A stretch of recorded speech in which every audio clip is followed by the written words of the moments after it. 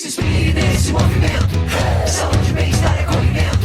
Se inspire nesse movimento, saúde, bem-estar e acolhimento.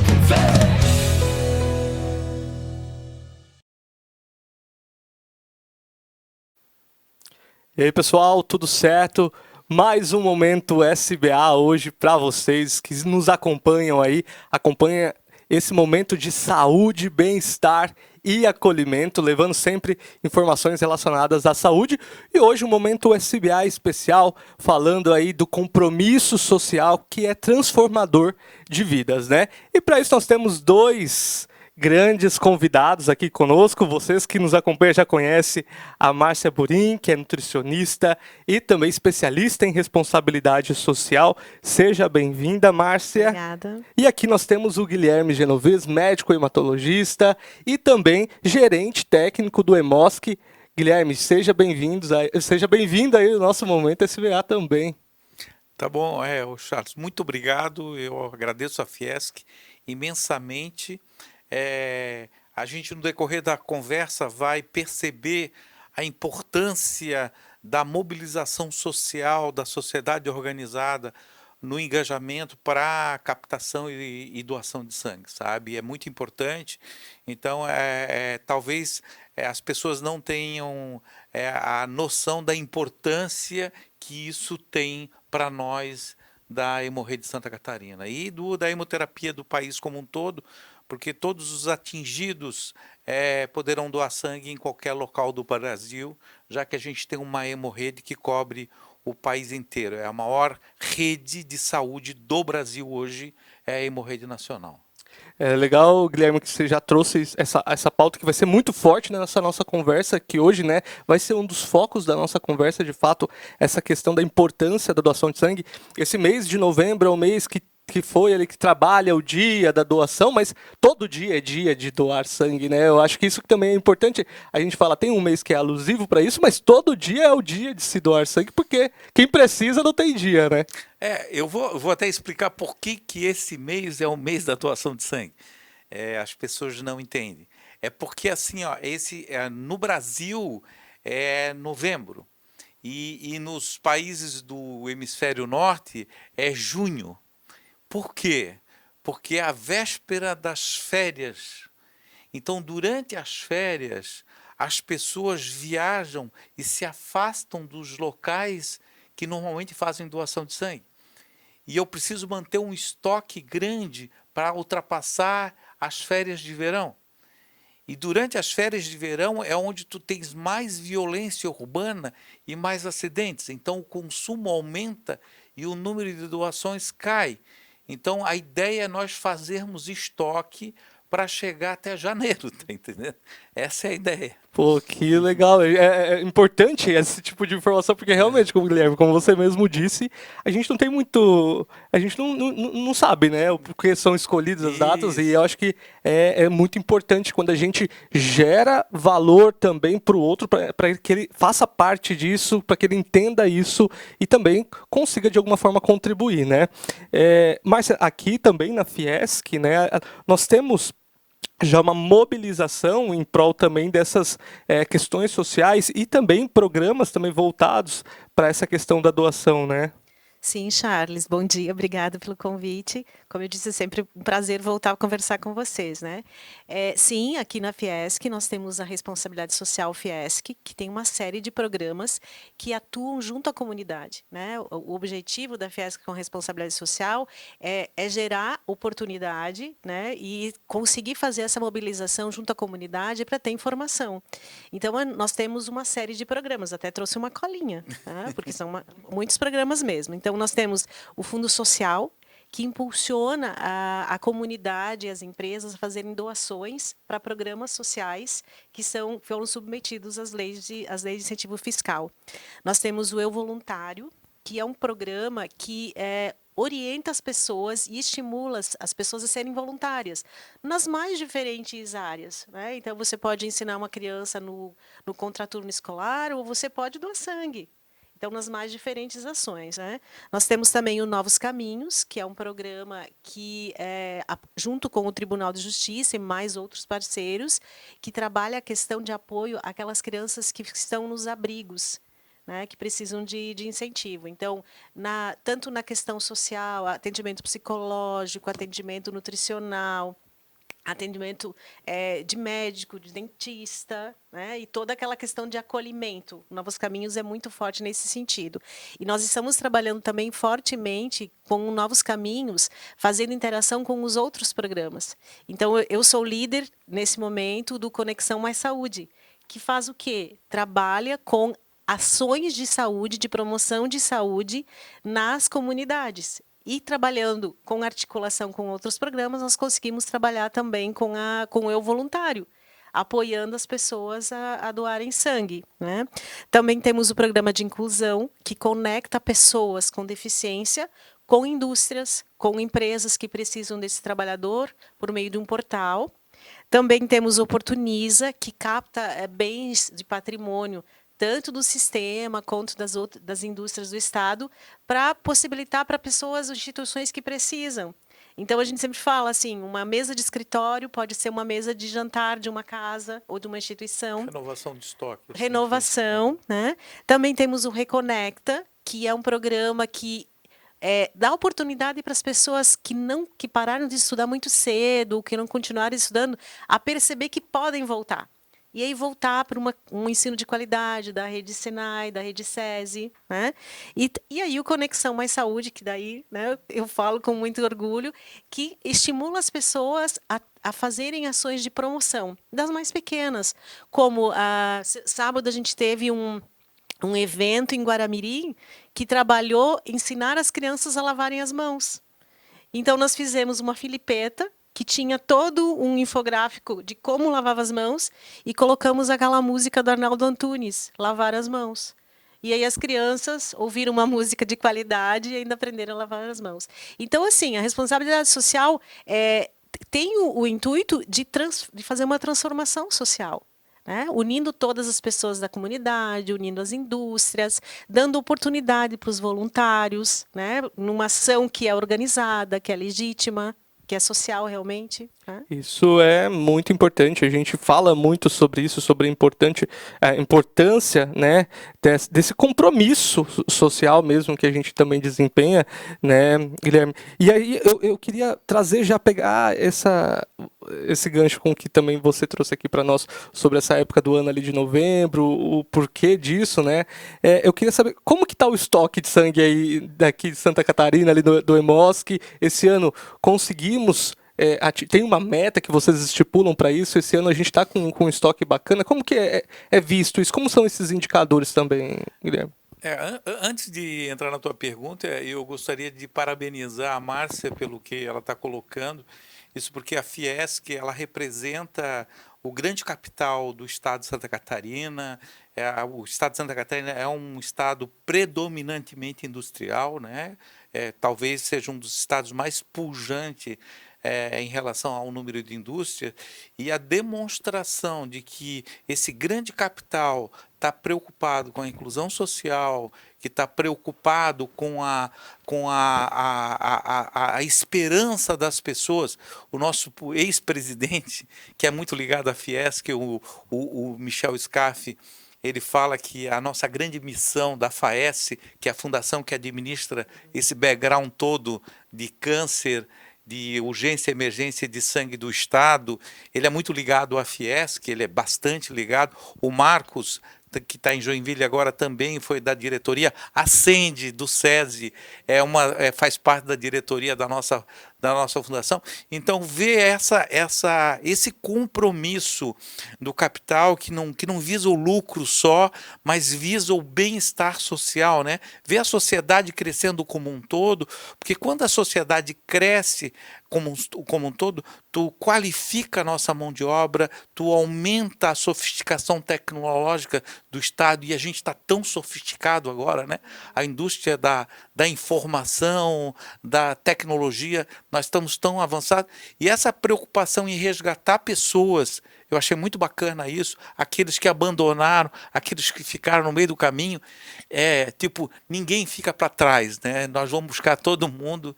É muito bacana. Essa visão é muito forte aqui dentro, né? É, Porque assim, a indústria tem vários níveis de necessidade, né? Aham. A transformação da tecnologia é muito evidente, né? As exigências são evidentes, mas sim, se tem essa preocupação de resgatar aquele que parou de estudar, para mostrar para ele assim, você pode voltar e nós temos cursos técnicos, nós temos uma escola de qualidade, mas os programas sociais da responsabilidade social fazem isso mesmo. Vamos lá na comunidade. E ainda, falando do Conexão Mais Saúde, a gente vai nas instituições e pergunta assim, o que vocês precisam? Vamos ver se nós podemos auxiliar. E daí nós articulamos com os outros pares da sociedade, com os voluntários, né, para mostrar que as pessoas podem contribuir de todas as formas. Então, essa questão da inclusão é muito forte realmente. Não, e é bacana porque não é um programa, não é uma ideia assistencialista, mas uma ideia libertadora, né? De empoderamento, de trazer. Eu achei muito bacana. Agora, voltando à sua pergunta, é porque eu sou um ser eminentemente político, né?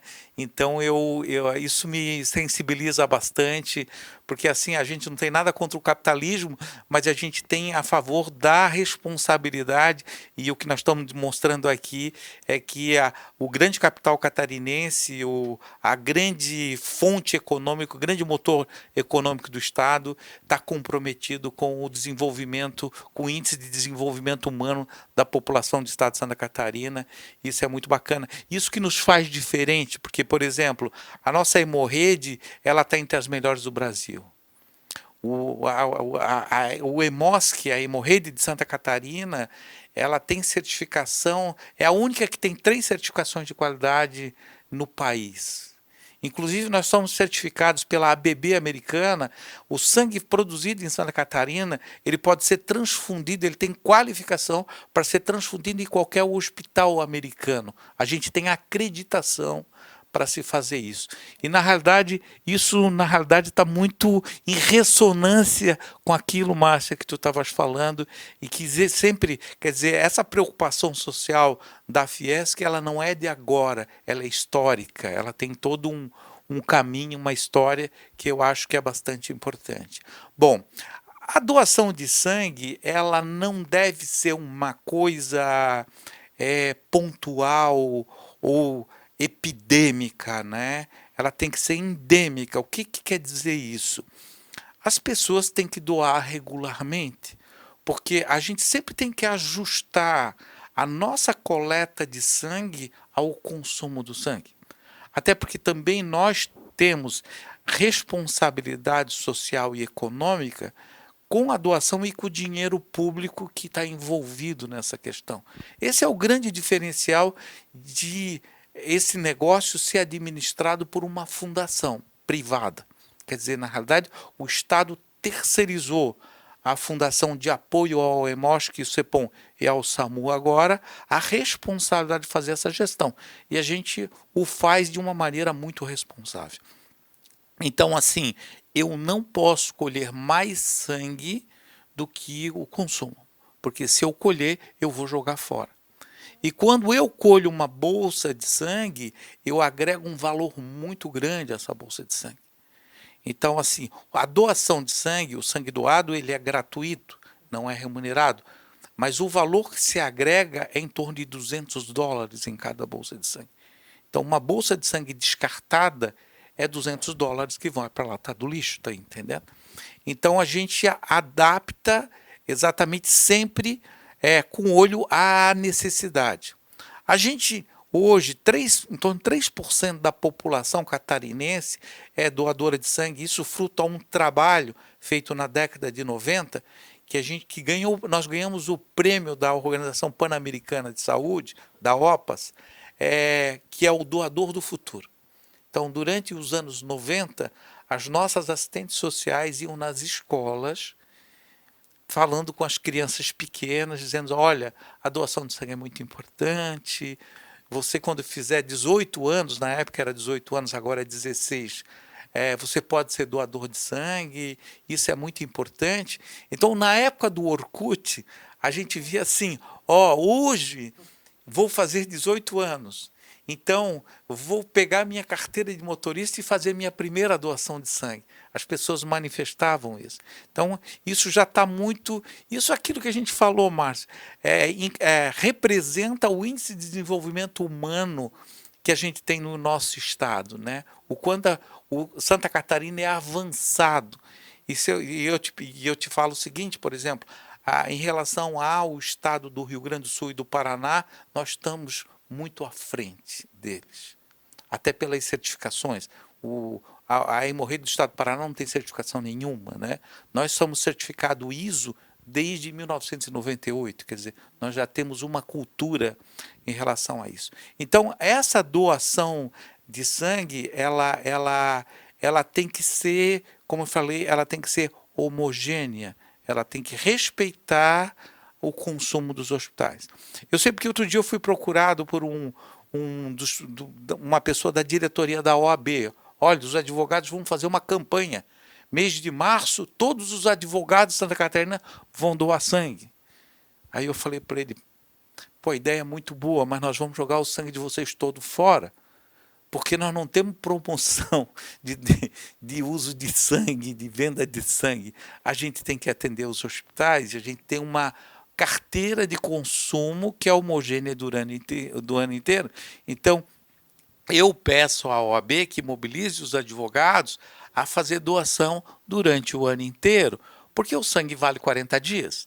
Então, uma vez colhido, isso era um questionamento que eu ia fazer. 40 dias depois, o sangue, se não usado, vai ser descartado. E é uma perda, é um desrespeito com quem doou sangue e é um desrespeito com o dinheiro público. Quer dizer, está fora dos nossos valores, né? Dos valores do Hemosk, que é atender com o melhor sangue, com mais qualificação e fazer o uso mais racional possível dos recursos que estão disponibilizados a gente. Então é importante a gente até deixar frisado isso, assim, né, Guilherme? Que na sua fala, até me corrija caso eu esteja enganado, né? Esteja equivocado aqui, né, na minha fala.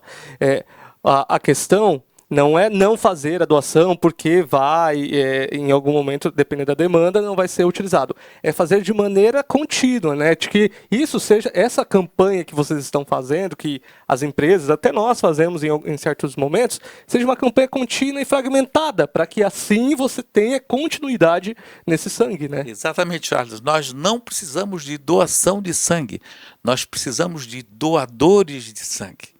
Então, pessoas que tenham o hábito de doar o sangue, no caso dos homens, 3, 4 vezes ao ano, no caso das mulheres, 2 a 3 vezes ao ano, isso sim para nós é importante, porque isso dá uma previsibilidade, isso dá uma possibilidade de nós nos planejarmos, de a gente olhar o que vai acontecer no futuro e a gente conseguir fazer isso de uma maneira racional. A doação de sangue, ela mexe muito com a emoção das pessoas, até porque o sangue tem um significado grande, né? Emocional, né? É o sangue brasileiro, é o sangue da minha família, é o sangue do meu sangue, é o sangue vermelho, tá entendendo? Tem toda essa conotação emocional, mas essa gestão tem que ser o mais racional possível, sabe? E Desculpa interromper, mas se o senhor me permite, é uma questão de cultura. Né? Quando nós falamos, o senhor resgata esse papel da indústria no Estado, né? de qualificação, de desenvolvimento. Nós temos um diretor que sempre fala assim, que não existe indústria saudável sem ter o entorno saudável também. Perfeito. E esse é o papel realmente que a indústria desenvolve de melhorar a cultura, o bem-estar, o meio ambiente de volta, mas também sensibilizar as pessoas para adquirir essa cultura da doação, do voluntariado. Não ficar sensível somente ao momento que sai na mídia, precisamos de doadores, mas sim que possam doar realmente durante todo o ano. E aí trazendo, né, Charles, a gente desenvolveu em junho passado uma campanha chamada Ranking do Bem, que como nós temos várias regionais no estado, que a Sistema Fiesc atua, as regionais puderam fazer doação e competir. Pô. E conseguimos em torno de 230 doadores distribuídos no estado. Isso também é um ponto positivo, Sim. que aí não concentra só na capital, né? Apesar assim, ó, a gente trabalha, Márcia, num sistema de rede que nós temos 7 locais que são EMOSC.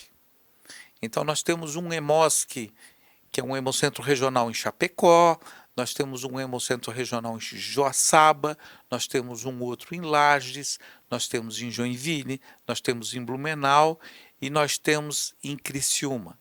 Temos também um local que só faz coleta de sangue, porque depois eu vou explicar, que só faz coleta de sangue em Jaraguá do Sul e Tubarão. Mas os outros hemocentros, porque diferente dos outros países, o Brasil, na Constituição de 88, frente à epidemia de AIDS, quer dizer, todo o desenvolvimento da transfusão de sangue, ela se deu depois da grande catástrofe, né? Nós estamos na segunda catástrofe do Covid, a primeira catástrofe foi a da AIDS mesmo. Na realidade, eu vivi isso, que eu estava na residência, eu, por exemplo, fui ao Rio de Janeiro fazer um estágio em hemofilia, 90% dos hemofílicos do Rio de Janeiro morreram de AIDS, transmitida pelo sangue. E daí o governo, na época, olhou para isso e disse, não, isso, porque havia um comércio muito grande de sangue, sabe? E esse comércio fazia com que o indivíduo não estava preocupado com a qualidade e sim com o volume, entendeu? E daí, na Constituição brasileira, a Constituição Cidadã, no artigo 199, parágrafo 4º, diz que sangue, tecidos e órgãos no país não são passíveis de comércio. É uma ação de Estado.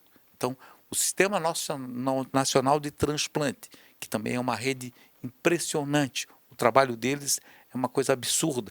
E Santa Catarina é o maior captador de órgão do país também. A gente é diferenciado graças ao trabalho de uma pessoa chamada Joel Andrade, que é respeitado nacionalmente, porque antes do Joel assumir, nós estávamos em último lugar como captador de transplante, e o Joel trouxe nós a primeiro lugar, né? Hoje o Santa Catarina é um exemplo, tanto na transfusão de sangue, a nossa diretora hoje, por exemplo, é auditora da Associação Americana de Bancos de Sangue, e ela está lá em São Paulo auditando um serviço de banco de sangue. Então, essa Constituição Cidadã transformou o sangue numa questão que pertence à sociedade, já não é mais passível de comércio. Isso melhorou muito a qualidade do sangue e criou essa hemorrede nacional, que é, assim, de alguma maneira, eu fui coordenador da política nacional durante 7 anos lá em Brasília, e daí a gente tem um olhar macro, né? E daí aí que tu percebe o quanto nós somos diferenciados. Porque a gente que está aqui, a gente enxerga o entorno, né? E quando tu tá lá, tu vê que existe 2 países assim demarcados. De Minas Gerais para o sul, tu tens uma realidade, e do Minas Gerais para o norte, tu tens uma realidade. Isso porque, assim, ó, a nossa secretária de saúde, a Carmen, por exemplo, ela sabe mais do que ninguém sobre SUS. Ela foi presidente da Comissão de Saúde do Congresso Nacional durante 12 anos. Ela entende tudo sobre políticas públicas. Agora, de um estado mais pobre do norte, normalmente é um correligionário que é o secretário de saúde. Então, um indivíduo que tem uma visão estreitada de políticas públicas e ele não consegue implementar. Eu vi assim, quando eu fazia distribuição de recursos em Brasília, os estados mais ricos que recebiam mais recursos porque formatavam os melhores projetos. E os estados mais pobres, que mais precisavam dos recursos, não tinham acesso a esses recursos. Quer dizer, o Brasil é essa heterogeneidade. Mas, de qualquer maneira, em termos de rede, isso mais ou menos está estabilizado. Então, assim, esse trabalho que foi feito pelo EMOSC na década de 90 faz com que a gente tenha um quantitativo de doador. Tanto que, na pandemia, nós acudimos ao estado do Pernambuco, acudimos São Paulo, porque mesmo durante a pandemia, a gente conseguiu manter um nível de doação de sangue. Mas isso por quê? Porque a gente não trabalha, a gente trabalha de maneira planejada. Assim, o fato de a fundação administrar a fundação, uma fundação privada, que tem a lógica privada, quer dizer, é público, mas o jeito de pensar é como o jeito da Fiesc pensar. É um jeito pragmático em relação, nós estamos vinculados a resultados e a eficiência. A gente busca sempre a eficiência. Então, isso fez com que a gente tivesse um nível de organização. Agora, Guilherme, isso significa que então não está faltando sangue? Não, não é que não está faltando sangue. Realmente não está. Todas as cirurgias são marcadas, não foi suspensa nenhuma cirurgia. Mas isso não nos deixa em zona de conforto, porque eu preciso de uma renovação do plantel de doadores. Eu preciso que as pessoas que estão fazendo 70 anos hoje, elas não podem mais ser doadoras de sangue. Então, eu tenho que trazer essa população nova, jovem, e conscientizar ela dessa responsabilidade social em relação a manter os estoques de sangue. Porque assim, não existe outra maneira de eu disponibilizar o sangue para o trauma, para as cirurgias de alta complexidade, cirurgia cardíaca, transplantes. Santa Catarina também é uma referência grande em transplante hepático. Em Blumenau, no Hospital Santa Isabel, a gente é o segundo maior centro transplantador de fígado do país, né? A gente transplanta o país inteiro e usa-se muito sangue no transplante hepático, vai bastante sangue. Então, toda essa organização, ela está para atender a essa necessidade. E daí eu preciso dessa renovação de doadores de sangue e por isso a necessidade dessa campanha permanente e a conscientização. Porque assim, eu não tenho uma fábrica, não tenho uma máquina ainda que faz sangue. O sangue que está lá na EMOSC foi o sangue que a população do estado de Santa Catarina doou. Não existe outro sangue lá, entende? E se não doarem, nós não teremos sangue. E já aproveitando isso, Guilherme, gostaria assim, que você dissesse para o pessoal quem pode ser doador, quem pode doar sangue, quais são os requisitos, né, para ser um doador de sangue, para quem tem esse interesse. Essa pergunta é muito bacana e ela está conectada com aquilo que a gente discutiu antes, que a Márcia falou, que todo mundo tem que estar bem em volta. Então, uma das principais características, e às vezes a gente tem problemas com alguns movimentos sociais com relação a isso, porque doar sangue não é um direito, doar sangue é uma capacidade. Por quê? Porque o indivíduo que doa sangue, ele está comprometido com o desfecho do indivíduo que vai receber aquela bolsa de sangue. Então, o sangue que vai ser transfundido na pessoa que precisa de sangue, ele tem que ser um sangue muito saudável. E esse sangue, para ser saudável, eu preciso de um doador muito saudável. Então, isso cria alguns problemas em relação a resgates de direitos sociais, de correção de injustiças e iniquidades que tem dentro da sociedade, mas, claro, nunca através da doação de sangue. Porque a doação de sangue é uma questão técnica. Eu tenho prevalência de doenças, eu não posso, seguindo o princípio hipocrático de não causar dano, eu não posso causar o dano à pessoa que está doando sangue e muito menos a quem recebe. Então, o que estou querendo dizer com isso? O indivíduo que doa sangue, ele tem que ser saudável. Ele tem que ser um indivíduo com hábitos saudáveis. Ele faz exercício físico, ele tem atividade física, ele come direito, ele está dentro do peso, ele não é hipertenso, ele não é diabético, ele tem uma saúde sexual garantida, porque a gente sabe que as doenças sexualmente transmissíveis são transmissíveis pelo sangue também. Quer dizer, a doação de sangue, na verdade, o EMOSC, ele é um bastião, ele é um indicador de saúde do estado de Santa Catarina. Então, por exemplo, assim, nós temos um problema que foi o EMOSC quem descobriu. Os migrantes italianos que vieram do norte da Itália para o noroeste do Rio Grande do Sul trouxeram a hepatite B. porque ela era transmitida verticalmente. Uma mãe portadora de hepatite, quando amamentava o filho, passava para o filho, que ficava com a doença crônica, que tinha filho, que amamentava o filho. Então isso deixou um rastro epidemiológico que começa no noroeste do Rio Grande do Sul, aquela região de Caxias, Santa Maria, Carazinho, Santa Rosa, da onde Tucunduva, de onde eu vim. de Santa Rosa, e ela segue o oeste de Santa Catarina inteiro.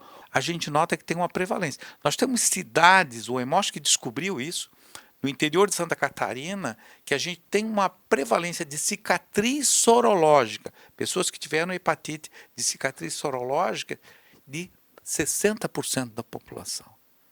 E essas pessoas não podem doar sangue. Então a gente já tem mapeado os locais onde essas pessoas vão doar sangue para a gente fazer coleta ou não. Porque se eu coletar sangue lá, eu vou gastar dinheiro e vou jogar a bolsa fora, acabo não usando, tá entendendo? E uma outra coisa muito importante que eu acho que a gente tem que falar, Charles, é que a pessoa diz assim, ué, mas vocês não fazem os testes no sangue? A gente faz os testes no sangue. Mas os testes, diferente do que falam, eles não são precisos. Então eu tenho uma janela imunológica entre o indivíduo adquirir uma doença e o EMOSC conseguir detectar, tem uma janela, que a gente chama, tem um delay. Que, por exemplo, assim, no caso mais drástico do HIV, ela é em torno de 9 dias. Mas a partir do terceiro dia que o indivíduo adquiriu a doença, ele já está transmitindo. Então, por isso eu digo, a coisa mais importante em relação à doação de sangue é o indivíduo ter hábitos saudáveis. Doutor, voltamos ao básico. Hábitos saudáveis. Isso. Né? Atividade física, alimentação, sono, relacionamento saudável. Tudo que a Fiesc está promovendo. Voltamos ao básico, né? E aí volto a falar para o senhor, quando a gente fala lá na atividade, né? Contei no sábado, de lavar as mãos, de escovar os dentes.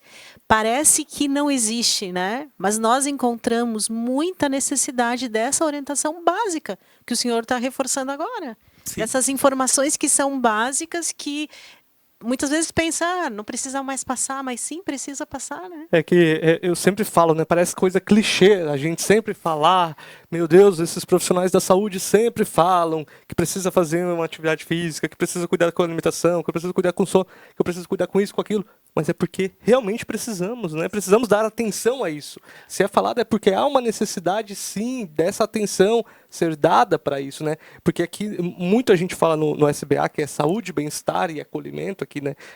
Que é esse nosso programa aqui da Farmacese, e as pessoas ainda confundem assim, poxa, mas uma farmácia falando da promoção da saúde, promoção, né, do bem-estar. Sim, a gente quer que as pessoas entendam a importância de se prevenir contra as doenças, a importância, sim, de ter qualidade de vida. A farmácia não está ali somente para ficar entregando os medicamentos, vendendo medicamento, e ótimo, quando há necessidade, a gente está ali para servir à disposição para as pessoas, para a sociedade. Mas nós queremos, sim, que esse nosso cliente, que esses nossos, que a comunidade entenda a importância desses cuidados com a prevenção, com a adoção de hábitos saudáveis. E aí vai até a nossa farmácia comprar os itens de beleza, comprar o item de bem-estar, que nós estaremos ali à disposição. Mas precisamos falar dos cuidados básicos para a saúde desse cliente. Mas, né? ô Charles, eu vou te falar uma coisa. A Márcia falou um negócio que é muito importante. Porque assim, ó, há um grande divisor de águas. Quando o Pasteur descobriu que as doenças eram transmitidas por germes e que a pasteurização, que é do Pasteur, eliminava essas bactérias, as pessoas começaram a lavar a mão, e isso foi um divisor de águas em termos de saúde pública. A maior intervenção dentro do ambiente hospitalar em relação à prevenção de infecção hospitalar, por incrível que pareça, é água e sabão, é lavar a mão, entende? Então, assim, isso é a coisa mais básica e é, às vezes, tão óbvia que as pessoas não enxergam. Então, o fato de tu ter um programa de educar as pessoas para elas enxergarem que, embora a mão pareça limpa, está cheia de bactéria e que isso muda se ela lavar, isso já tem um adianto muito grande em relação a doenças infecto-parasitárias, que é um grande mal. E tu vê assim, ó, quanto maior o índice de desenvolvimento humano de uma sociedade, menor a incidência de doenças infecto-parasitárias. Exatamente porque as pessoas têm o poder desse conhecimento.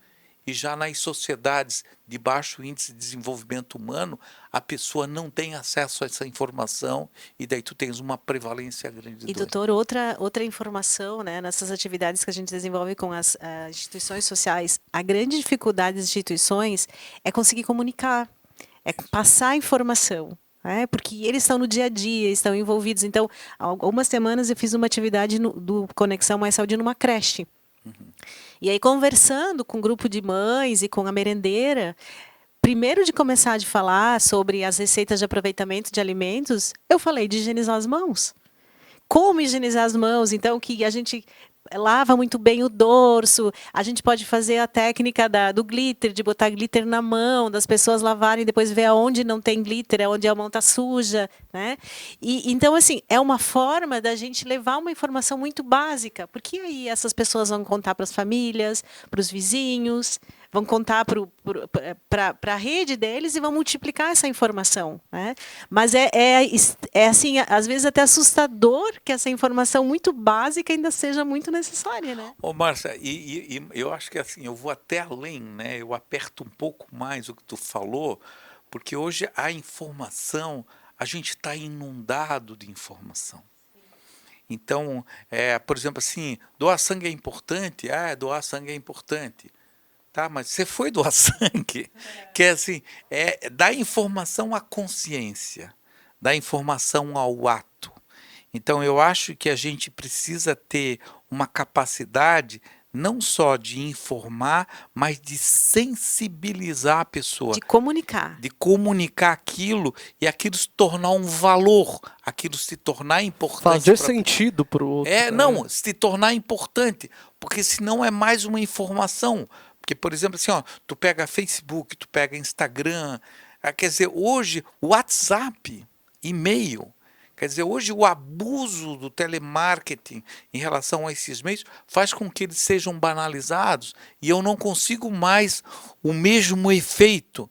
Eu publicar no Orkut que as pessoas têm que doar sangue, naquela época tinha um impacto. Hoje no Facebook a pessoa vai correndo porque não existe profundidade hoje na questão da informação. É tu entender o processo histórico. Quer dizer, quando eu falo para as pessoas, cara, tinha peste negra, morreu 36 milhões de pessoas na Europa da peste bubônica, por causa do rato, por causa dos hábitos de saúde. Quando eu conto essa história, quando eu conto a história da AIDS no Brasil, quando a gente conta a história do Covid, a pessoa passa a entender no processo histórico por que aquilo é importante.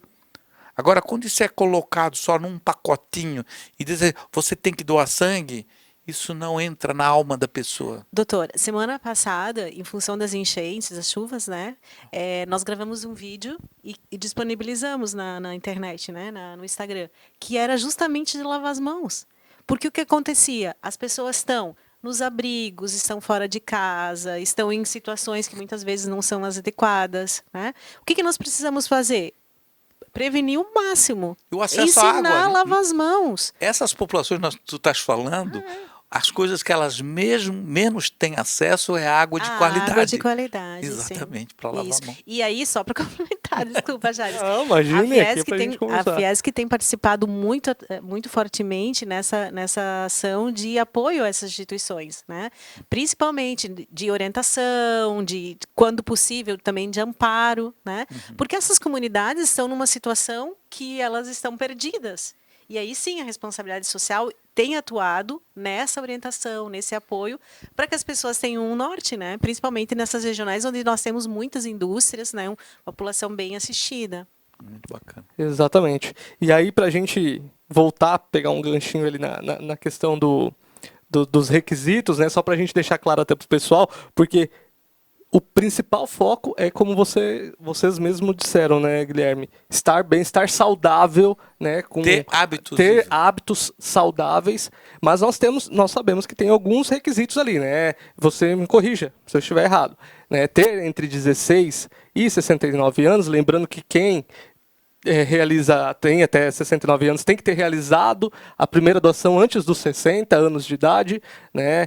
Ter um peso mínimo, acho que 50 quilos ali, porque por mais que a pessoa tenha hábitos saudáveis, está lá, 49, 48, não entra dentro desses requisitos, tem uma chancela, como que funciona esses requisitos que a gente tanto ouve ver na internet, se a pessoa jogar na internet, requisitos para doar sangue, né? Como que funciona isso? Assim? Eu vou te falar, talvez o local, a coisa mais importante e que vai estar linkada àquilo que a gente falou no início da nossa conversa, é a pessoa entrar no www.emosc.org.br e ela vai ver primeiro os nossos estoques de sangue. Então ela vai ver assim, como está o meu estoque como está o estoque no estado de Santa Catarina de sangue A? Ah, tá bom, ok.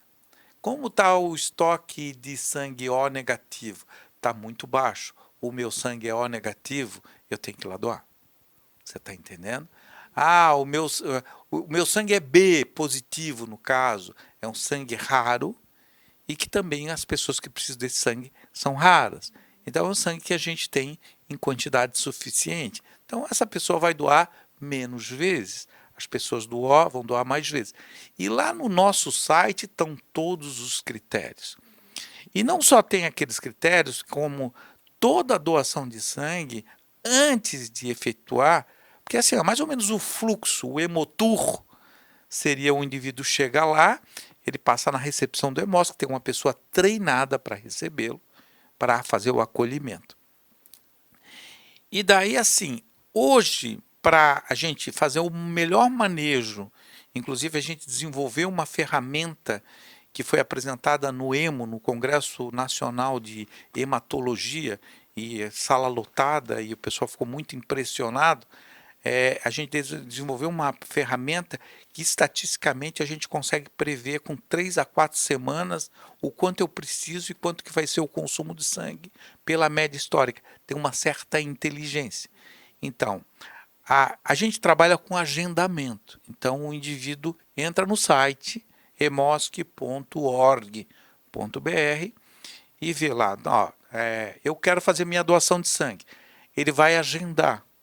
E o sistema vai agendar ele de acordo com o tipo sanguíneo dele, para o tempo certo que eu preciso do ciclo daquela bolsa no banco de sangue. Tá?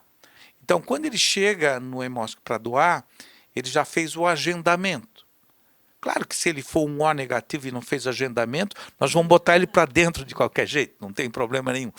Mas assim, ele vai ser acolhido e dali ele sobe e é feito um cadastro. Ele tem que ter um documento com foto, um documento válido, em que ele vai fazer o cadastro.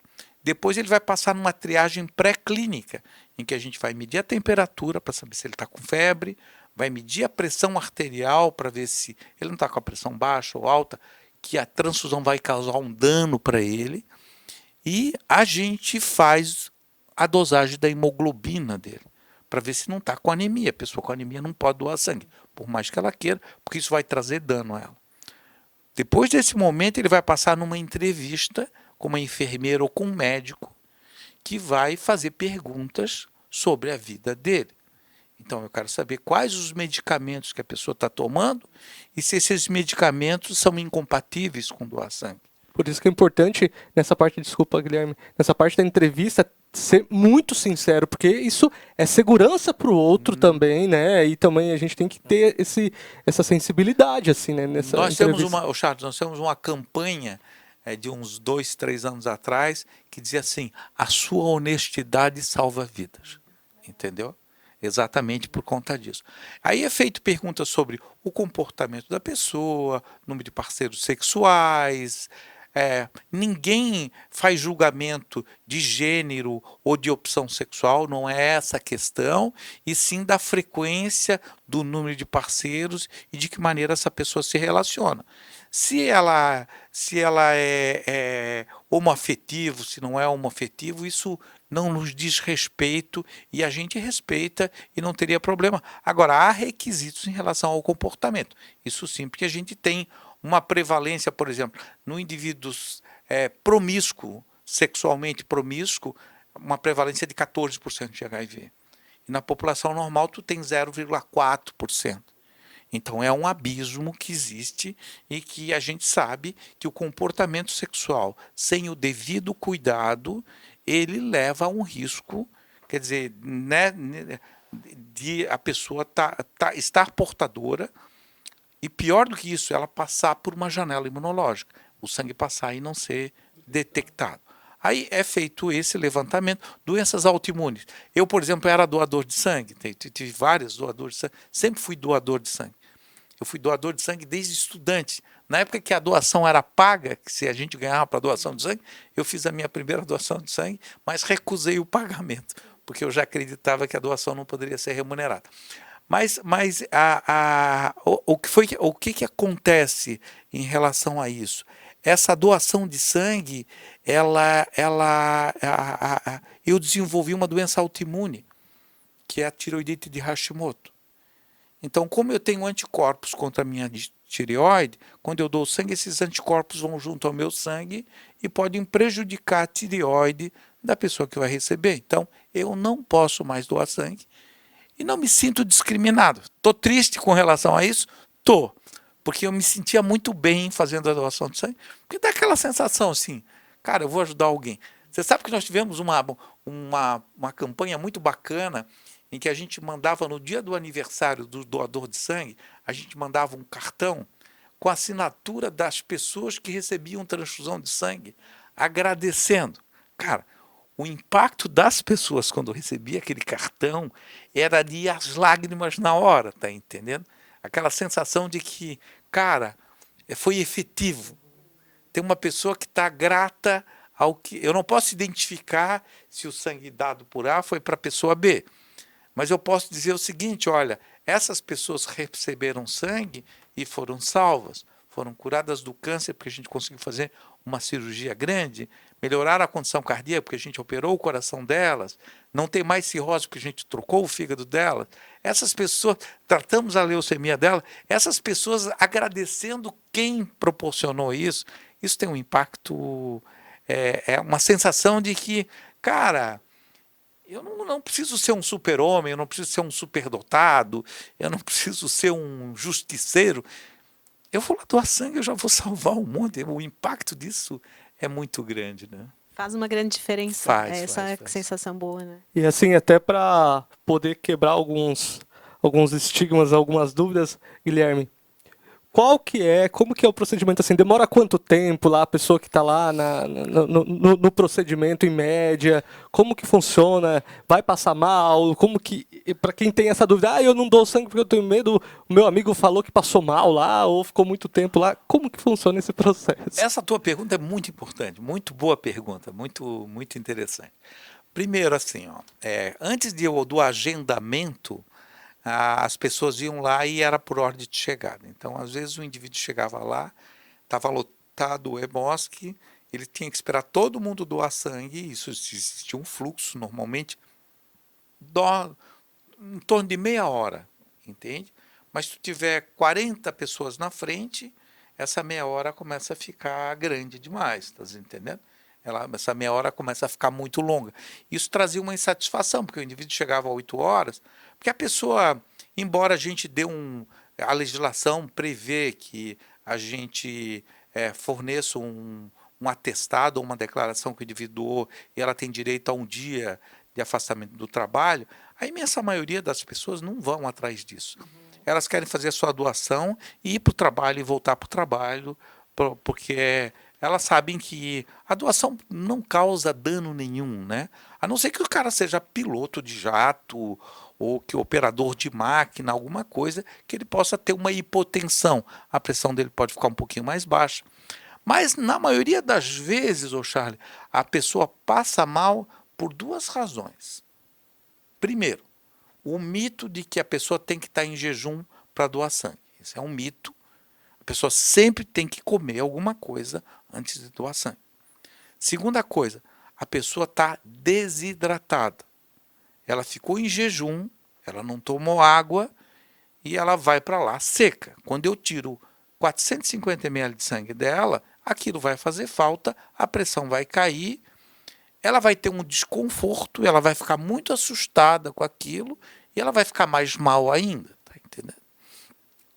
Existe um outro grupo de pessoas que tem o que a gente chama de síndrome vasovagal, que são aquelas pessoas que quando vê sangue desmaia. Entendeu? Isso é da natureza da pessoa. E daí isso acontece por quê? Porque quando ela fica nervosa, ela libera a adrenalina. Essa adrenalina, em vez de dilatar a pupila, aumentar a frequência cardíaca, aumentar a pressão e colocar o indivíduo em atitude de fuga, ela faz o contrário. O batimento cardíaco cai para 30, 40 batimentos por minuto. A pressão vai cair junto, porque o batimento cardíaco é que mantém a pressão e a pessoa faz hipotensão. Como que a gente vai saber disso? Primeiro assim, na história, na entrevista, a enfermeira ou o médico que está fazendo a entrevista, ela já percebe, porque a pessoa diz assim, cara, eu vejo sangue e eu desmaio. A gente já vai olhar essa pessoa com mais cuidado, tá entendendo? Porque assim, a gente não quer que a experiência da doação de sangue seja uma experiência ruim, porque a gente quer sempre que a pessoa volte. Se a experiência for ruim, é como que é tratamento de cliente mesmo, né? Se a experiência for ruim, o indivíduo não vai voltar. Então a gente quer de muitas maneiras. E às vezes a enfermeira diz assim, vá lá e toma 3 copos de suco bem cheio antes de fazer a doação de sangue, né? A que cor estava a sua urina? Estava amarela ou estava branquinha? Ah, estava amarela? Toma 4 copos de suco bem cheio para se hidratar, porque daí aquele volume que vai sair não vai fazer tanta diferença. Mas de qualquer maneira o hemóstato está todo preparado para a gente atender e minimizar esse tipo de coisa. O grande problema, Charles, é o medo da agulha, sabe? Esse é o grande problema. Assim, quando a pessoa... É bem engraçado isso, que é um fenômeno psicológico. Porque assim, o indivíduo tem medo da agulha. Mas daí ele diz assim, poxa, mas é tão importante eu doar sangue. E daí ele vai lá para doar sangue. Aí ele quebra essa barreira do medo e vai lá doar sangue. Aí chega, a gente começa a conversar com ele, daí diz, tá, quantos parceiros sexuais tu tivesse no último ano? Ah, tive 4 parceiros. Isso inviabiliza a doação de sangue. Isso é um critério para não doar. E daí ele fica muito brabo, porque ele conseguiu romper o medo de ir lá doar sangue. E ele está ansioso, angustiado para fazer a doação e chega lá, bate na trave, tá entendendo? Aí ele fica muito bravo com isso. Mas assim, isso faz parte. A tecnologia hoje, para se fazer uma agulha de doação de sangue, ela é uma coisa sofisticadíssima. Se tu não olhares a punção, tu não percebes. Entende? Se tu olhares para a agulha, tu vai ficar um pouco assustada porque a agulha é grossa, não é uma agulha fina, porque o sangue sai em 15 minutos. Mas assim, se tu não olhares, quando a moça disser assim, já deu. E tu não percebe, porque a agulha ela tem um fio absurdo e ela é toda siliconizada. Ela tem um escorregamento na hora que ela entra que é imperceptível, entendeu? Então, eu falo isso porque eu já doei sangue mais de 40 vezes, entende? Então, eu sei o que eu estou dizendo. Agora, vai também da percepção da pessoa, porque assim, a dor, ela não é um fenômeno totalmente físico, ela é um fenômeno psicológico também, entende? Então, por exemplo, assim, às vezes alguma atitude social de relacionamento pode não ter nenhum significado para mim, mas para ti pode ser uma coisa inaceitável. Então, isso é diferente de uma pessoa para outra, e a gente teria que entender. Ô, doutor, estou pensando agora que uma boa atividade para fazer no Conexão Mais Saúde é desmistificar todas essas questões que o senhor está falando. Sim. Porque provavelmente nós podemos ter mais voluntários com medo de agulha, né? Com falta de informação. É, Uma boa dica. e outro mito também que dos antigos, né? Que é assim, ó, se eu começar a doar sangue, eu não posso mais parar de doar sangue, porque o meu sangue vai ficar grosso e daí eu vou ficar viciado, que nem cocaína, né? A pessoa ficou viciada em doação de sangue, agora não pode mais largar aquilo. Isso é mentira, tá? Não há verdade nenhuma. E o Hemós que hoje a gente tem preocupação, principalmente porque a gente quer que as mulheres sejam doadoras de sangue. E hoje em torno de 40% dos nossos doadores são mulheres. Só que as mulheres menstruam então elas já perdem ferro e tem um hematócrito mais baixo. Então hoje a gente está fazendo reposição de ferro. A pessoa que vai doar sangue, ela ganha os comprimidos para tomar, para fazer a reposição de ferro, para evitar. Porque a gente quer que a experiência seja boa e a gente não quer causar nenhum dano. A gente quer que a pessoa seja feliz, que ela se sinta bem em fazer aquilo e que ela transmita essa experiência boa para outras pessoas, porque esse é o nosso melhor marketing, né? Ô Guilherme, quem quer aproveitar já esse agendamento para fazer também doação de medula, faz no mesmo momento? Como que funciona isso também para quem quer fazer doação de medula? São duas coisas diferentes, sabe, ô Charles? É outra pergunta muito importante que você fez, sabe? Você está fazendo muita pergunta importante. A questão, a doação de medula, a pessoa ela não doa a medula, na realidade, ela doa o sangue dela para a gente abrir o código genético dela e colocar dentro de um sistema de informação nacional chamado Redome. E daí, quando uma pessoa precisa de um transplante de medula óssea e não tem um parente compatível, eles vão buscar dentro desse banco de dados. E daí é feito, abre-se o código genético dessa pessoa que precisa e se compara com o código genético que tem lá no banco e se procura aquele código genético que é o mais próximo dela, o mais compatível dela. Acontece, ô Charles, é uma coisa desagradável falar isso, mas eu acho que tem que ser dito, até para a sociedade se posicionar, né? Alguns políticos, com a melhor das boas intenções, dizem o seguinte: olha, o indivíduo que é doador de sangue, ele não paga a inscrição no concurso. O indivíduo que é doador de medula óssea, ele não paga a inscrição no concurso. Ele tem direito à meia entrada. Ele tem direito ao ingresso gratuito no show da fulana de tal.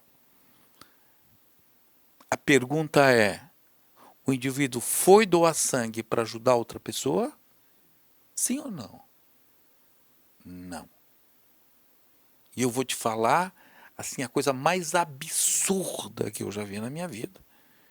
De uma criança num outro estado precisar de um transplante e a gente está no banco de sangue, no banco do Redome, e a gente identificar a pessoa e a gente chamar a pessoa: olha, que bacana, a sua medula é compatível de uma criança que vai transplantar em Jaú, lá no estado de São Paulo, não sei o que lá, não sei o que lá, não sei o que lá. E a pessoa diz: não,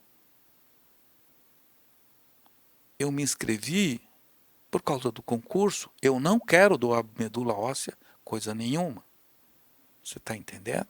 Então, é muito importante a doação. Isso aí é um princípio básico, isso é um valor pétreo. A doação de sangue é um ato altruísta e desinteressado. O indivíduo não pode ter interesse nenhum em relação nem de ter um resultado de exame sorológico, nem de ter direito a não pagar a inscrição de concurso, porque, na realidade, o que eu estou fazendo? Quando o indivíduo vai doar sangue e eu isento ele da taxa de inscrição no concurso, eu estou pagando ele no valor da inscrição do concurso. R$300, R$200, eu estou dando dinheiro para ele. Isso é imoral. A pessoa não está ajudando. E tem outra coisa, se ela tiver algum impedimento, ela vai mentir. Por quê? Porque abre brecha para isso, né? o objetivo dela, Porque quando uma pessoa vai doar sangue para ajudar alguém, e eu faço pergunta, ela quer ajudar alguém e ela sabe que se ela tiver algum problema, ela vai causar prejuízo. Agora, uma pessoa que está interessada num benefício, ela vai esconder essa informação, principalmente se ela souber que aquilo a impede de doar sangue. E aquilo que eu falei, a honestidade salva a vida. Quer dizer, a pessoa tá interessada e depois tu tem um resultado negativo, ela diz, mas vocês não fizeram os exames no meu sangue, entendeu? E ela não entende que isso... Por isso que nós estamos conversando, essa oportunidade que vocês estão me dando é muito importante, porque a pessoa passa a entender por que não pode ser assim. O político, antes de apresentar com a melhor das boas intenções, cujo inferno está lotado de pessoas que têm essas intenções, ela vai pensar mais, porque assim, não é para ajudar, eu não preciso dar benefício, eu preciso fazer isso que a Márcia falou, eu preciso dar informação para a pessoa. Se o meu filho chegar no hospital, no pronto-socorro agora, que foi atropelado na faixa de segurança, ou que um caminhão furou o sinal e passou por cima do carro dele, e ele chegar na emergência do Celso Ramos para ser atendido, se não tiver sangue ele vai morrer. E se ele tiver sangue e ele for transfundido, e eu disser assim, olha, o acidente a gente resolveu, mas agora tu vai ter que tomar um remédio para o resto da vida, porque tu tá HIV positivo, ou tu estás com hepatite C, ou tu estás com hepatite B, a pessoa não vai aceitar. Entende? Se por acaso o teu neto, o meu neto, eu já sou mais velho, ou o teu filho estiver internado na UTI neonatal do hospital, o cara diz assim, olha, a criança foi transfundida, tá bem, a gente salvou ela, mas ela agora é HIV positivo para o resto da vida. Você não vai aceitar isso. Entende?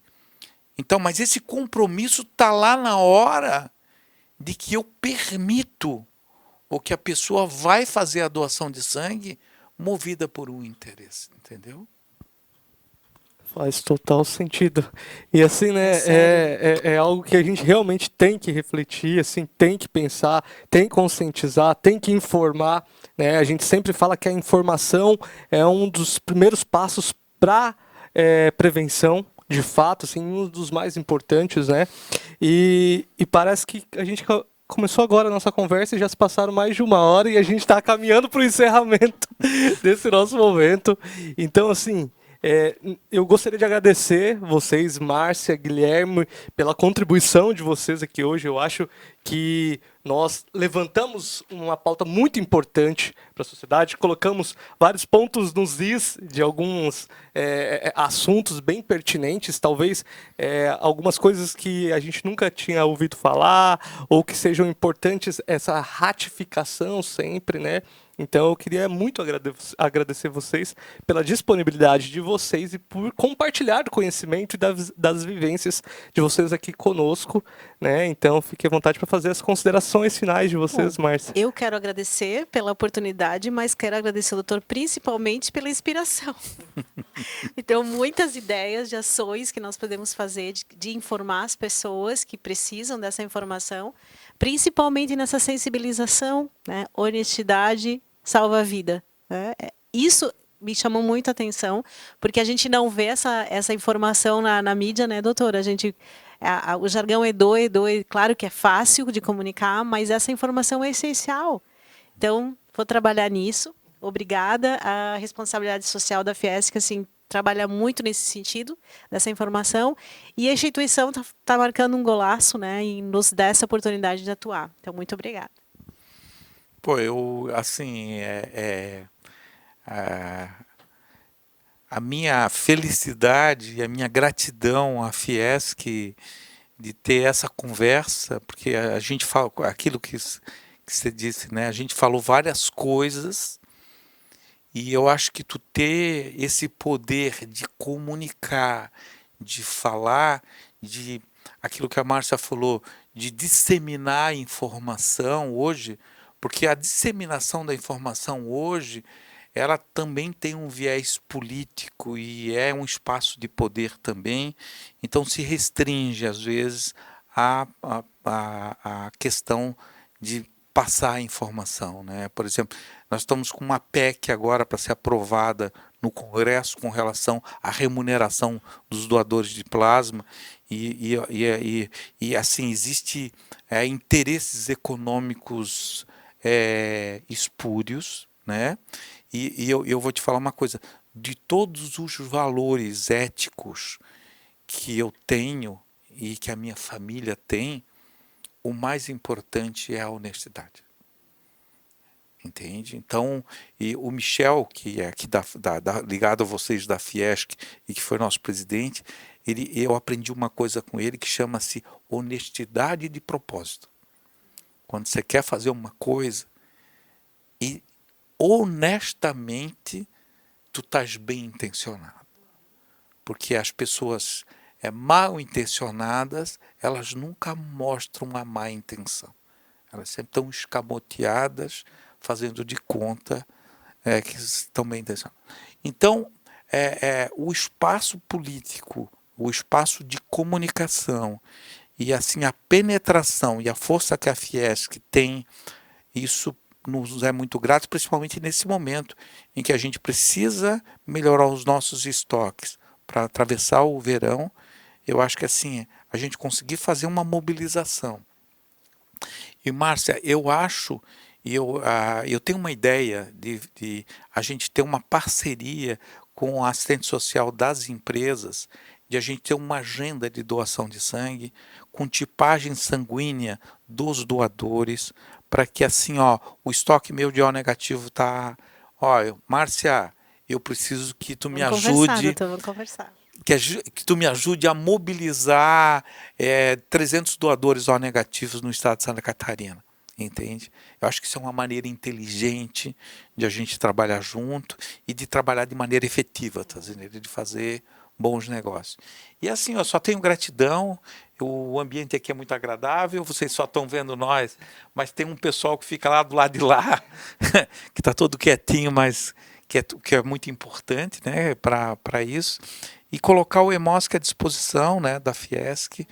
Quer dizer, a Fiesc já está dentro do EMOSC, através da Sandy, através do Marcos, através do Michel, e a gente aqui está dentro da Fiesc agora, tá entendendo? Então, o fato de a gente estar junto, essa convergência honesta de propósito é uma coisa muito importante. Muito obrigado. Obrigado, Guilherme. Então, obrigado, Márcia. E a Farmacese, como sempre, né, firmando esse compromisso com vocês, querendo levar informações de qualidade, querendo levar informações de saúde para vocês que nos acompanham. Então, se vocês não sabem, pessoal, nós estamos lá no YouTube, no Momento SBA, com o nosso videocast. Nós estamos no Spotify. Então, essa conversa que nós tivemos aqui hoje também vai estar disponível lá no Spotify, Momento SBA. Então, quando estiver indo para academia, estiver indo para o trabalho, coloca lá para ouvir no carro do som, fique à vontade. Momento SBA no Spotify, além do nosso Instagram, da Farmacese também, que está sempre ali disponível com todo esse conteúdo também diretamente para vocês, semanalmente com o nosso Minuto também o Farma, levando informações de qualidade das nossas campanhas educativas, sempre visando saúde, bem-estar e acolhimento. Então, vocês sabem que aqui na Farmacese, se precisar, é só chamar. Se inspire nesse movimento.